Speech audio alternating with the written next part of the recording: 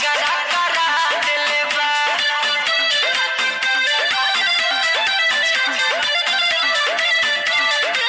अरे ओके दो तबे न महफिल में मजा आई।